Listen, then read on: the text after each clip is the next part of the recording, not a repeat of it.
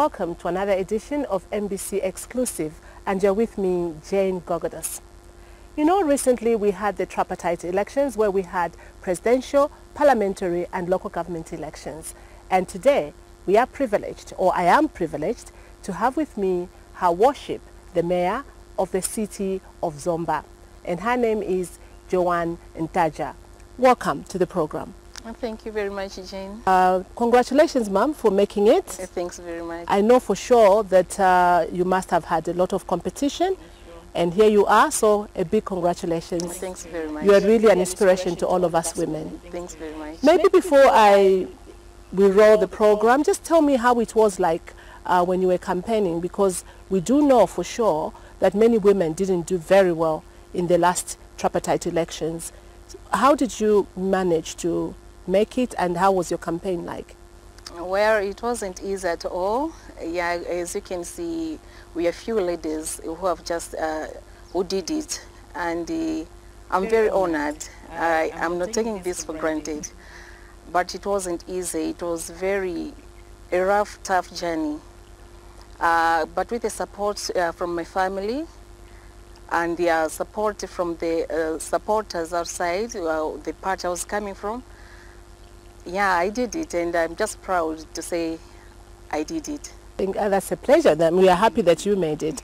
What exactly made you to go into politics? Because a lot of women shun this area. What prompted you? Yeah, I was not a politician.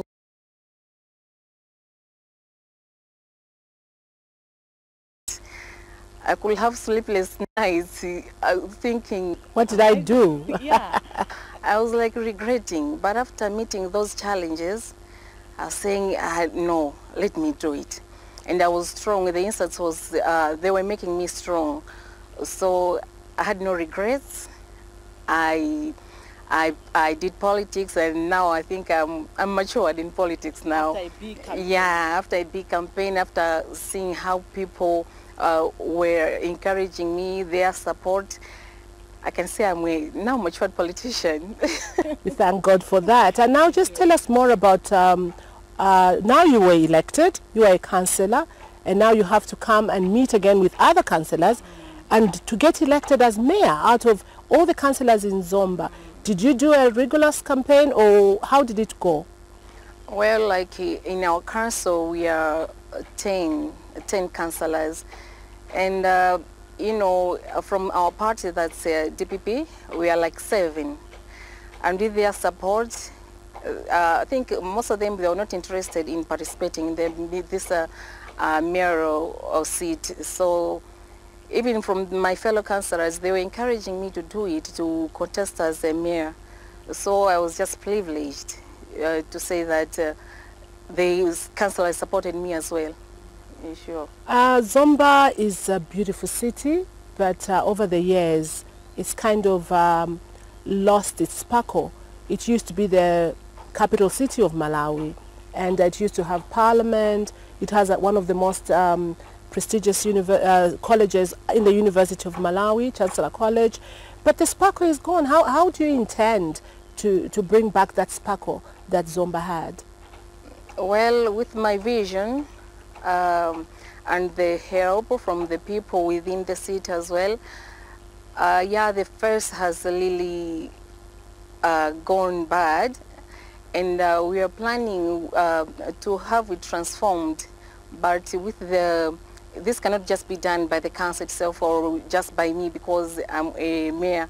No, these things needs to be planned, and we are really planning, we are really trying to transform its face. You know, it's rich in heritage. Yes. And even the cultural significance itself. So we are really trying to keep all this, even for the people, the tourists. If they come in, they should see that sparkling Zomba.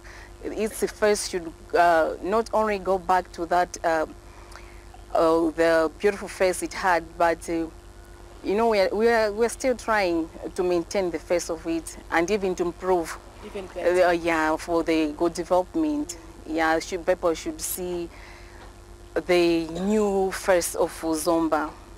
Sure. So what are you intending, or rather your plans, what are you centering on? Are you going to start first with maybe the town, and you also have a lot of locations surrounding the town itself.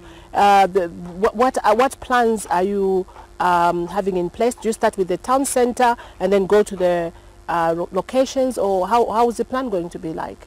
I think we will divide. If we just concentrate with the city or the center itself, I think that will not be good. But we are looking at the center, that is the town, and the location, both. So if you are tackling on something, if we are doing maybe construction of, or maybe renovation of the buildings, we are looking at the locations as well. How are our roads? So it's a thing that we are tackling both the locations and the town. Sure. Okay. And then now tell me a bit more about yourself. You told me just outside this program before we started that before you ventured into politics, you were a business lady, which I know you're still doing. How then are you able to juggle the two roles now that you have this other very, very huge responsibility? It's not easy, Jane. You know, it's a big challenge. But after managing your time, you're able to do a lot of things at once. My business here is going on well, and looking at my work as a mayor, yeah, it's a thing of step by step. So after managing my time, I'm trying.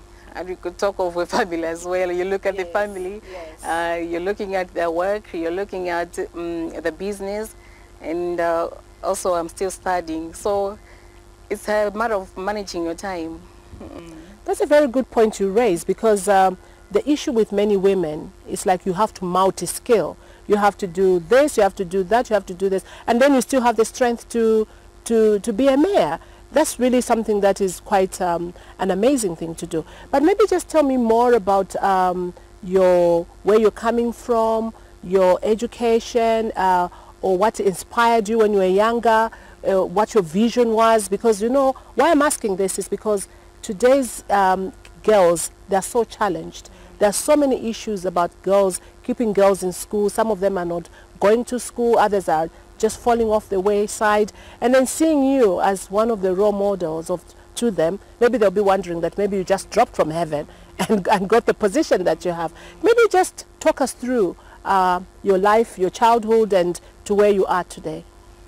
Well, I was born and raised in Blantyre, that's Chitawira. Wow, okay. My parents were working there. So afterwards, we were transferred to Zomba, and I did my education here, primary and secondary. I was at St. Mary's Sunday School. So you came when you were very young here? Yeah, but it was a thing that, you know, transfers from parents where they were working. So after that, mostly I was raised by my mother alone. So after doing my secondary school here, then I did business management. I'm having an advanced diploma, but still I'm pursuing further studies. So yeah, as a girl child, I faced many challenges. My background was not that perfect. I faced a lot, but it was a thing that I would sit down and have a vision. What do I want to be? I never wanted to be a politician. I was so much interested in being a journalist. So maybe we should exchange roles. I'd like to be a mayor. I really wanted to be a journalist. I could see people, you know, the likes of Kwangu. I said, I want to be like Kwangu. So, but after growing up, I said, no, I can't do this. Let me just be a business lady. So I traveled. I was doing business. I was so active. But still, I said, no, I cannot be doing this like for the rest of my life. So I wanted to do something else. This is why I'm here now, doing politics. But I never thought one day I could be a politician. Yeah. Now just talking about, I'll just maybe take you back. You just mentioned that you are studying again. Why is it so important for anybody, especially a woman, to reinvent yourself and to seek further studies in one's career? Well, you know, this life nowadays, it's not as the life people had before. Everybody is aiming high. You have a degree, you want master's degree, something like that. So it's a matter of aiming high. What do I want to be? Education is there. Businesses can collapse. You can say, where will I go? I don't have any papers. So having further studies for us women, it's very important. We should not just leave everything for men to be on maybe high tables, whatever. It is our responsibility too. If you have good papers with us, you do everything you want. So I always encourage even young girls to go into education, aiming high, looking at what will I be, what do I want to be in future. So education, I always say education is the best. If you have papers, you walk with your shoulders high. Yeah. Well, you've just heard it for yourself, but in case you've just joined us, this is MBC Exclusive with me, Jane Gogodis, and my guest today is Her Worship the Mayor of the city of Zomba, Joan Ntaja. See you after this short break.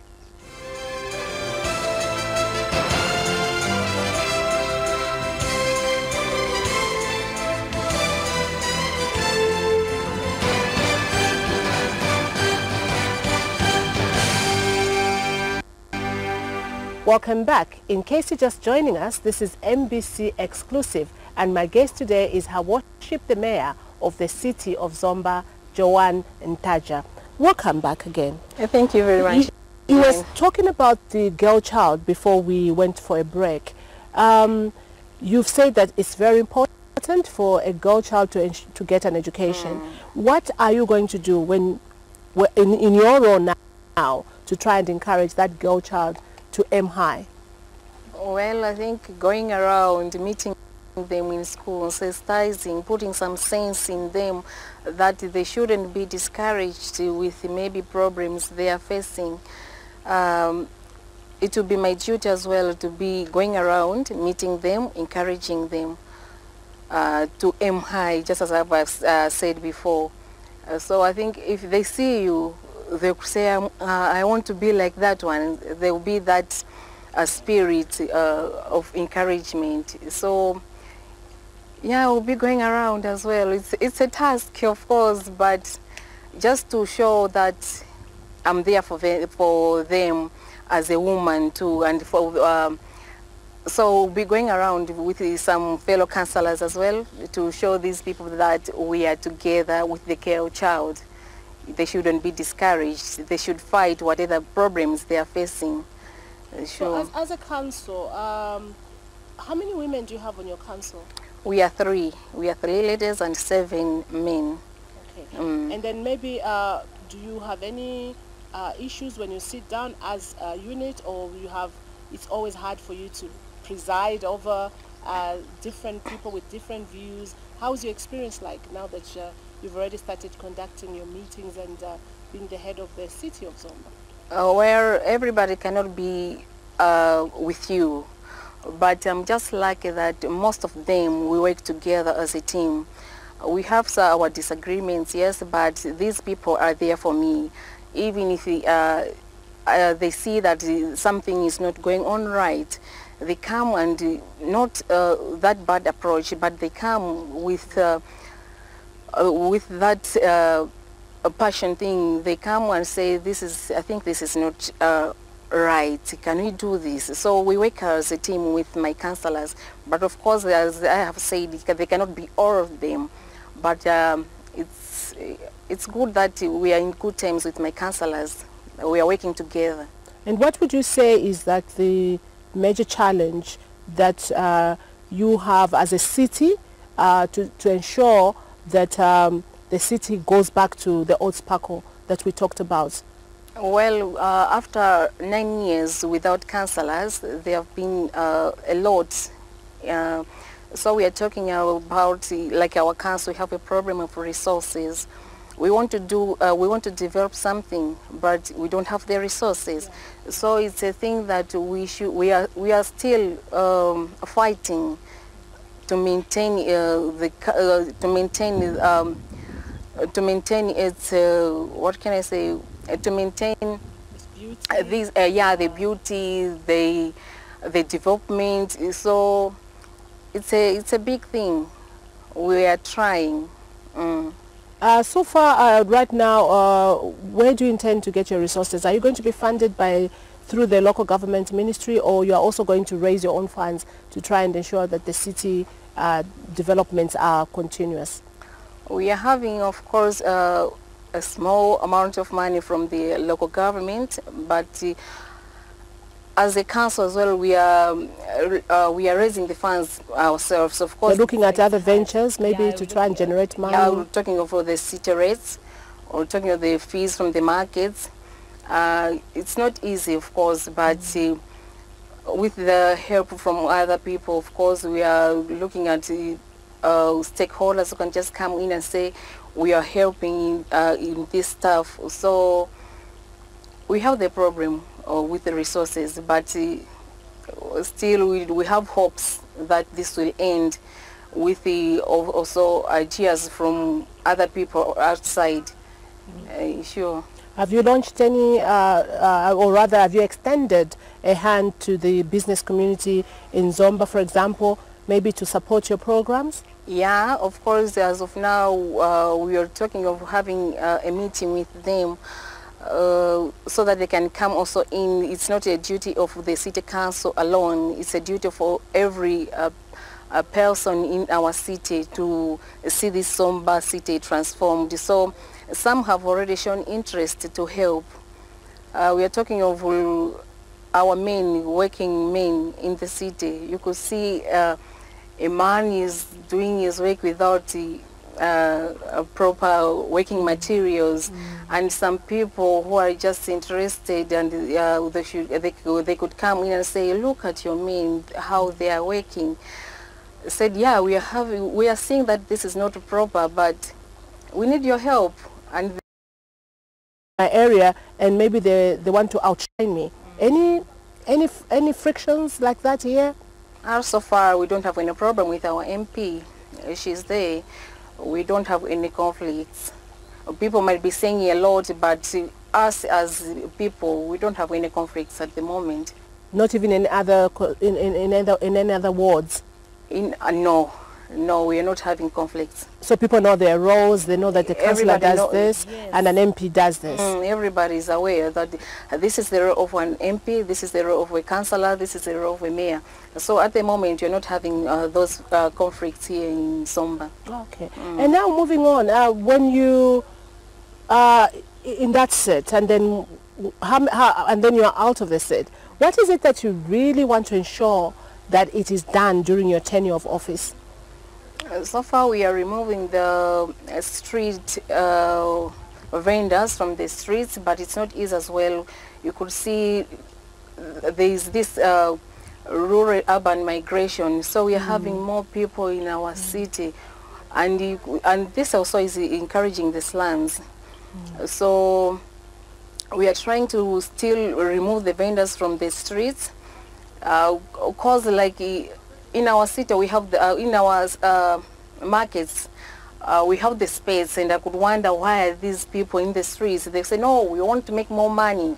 So it's a matter of understanding each other. We have, of course, we told them last week that they should go back to the markets, and some have gone to the markets, but still, you know, people, so some are still vending in the streets, but maybe after this month, the end of this month, everybody will be in the market. So you've been having like sensitization meetings with the vendors, and you've given them a deadline? Yes. Okay. Sure. And then apart from that, you talked about the slums as well. Those are challenges in a city. That means you're talking about a lot of like facilities for people in the slums, toilets, water.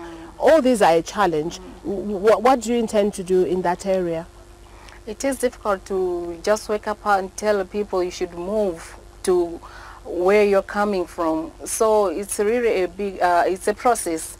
We are looking at the rights of those people Yes, again. yes, So it's a process, and we are trying to sit down and see the way forward, what we can really do, instead of just shunning them to go back to wherever they are coming from. Yeah. So it's a process. We go step by step, and we will make everything, we'll make sure that everything is going on accordingly. Now with the new role as a mayor, does it also affect maybe the way you operate in your ward? Because you've got a ward to take care of. How are you ensuring that you don't take all the time being an administrator and forget about the people who voted for you? Yeah, I'm just lucky as well that my ward is Zomba Central, so it's like the hub of the city. Wow. So I don't find it very difficult to see my ward and to do the mayor thing. So it's not that difficult for me. Yeah, I attend both the ward and I attend just the whole city as well. Maybe before we close, because now we're just running out of time, what is really your passion, something that is on your heart, and you want to share that with us today? Well, I just love being with people, and I'm a good listener as well. So I sit down and say, wow, God, I'm here. What should I do next? So I look at, I don't like it seeing people suffering. So I sit down and say, I want to work with these people. I want to be there for these people. And I want not only to be seen as somebody who is just on top. I want to be taken as ordinary Joan, the Joanna who people used to know. So I just want to work with people. People should not be afraid of me. People should be there for me, and I should be there for them as well. So it's a thing that we should work together as one. No, worship the mayor. It was a pleasure having you on the program, and we wish you all the very best in your endeavors. Thanks very much, Jane. It's been a pleasure meeting you as well. Thanks for coming. Well, that's all we had time for in this edition of MBC Exclusive, where my guest was Her Worship, Joan Ntaja. I'm sure you've learned one or two things from her. She says she's passionate about the girl-child education. She's passionate about the city of Zomba to return that sparkle that once was the city of Zomba. So until next time, when we meet again on another exclusive interview, I'm Jane Gogodis. On behalf of the entire crew, thanks for watching and bye for now.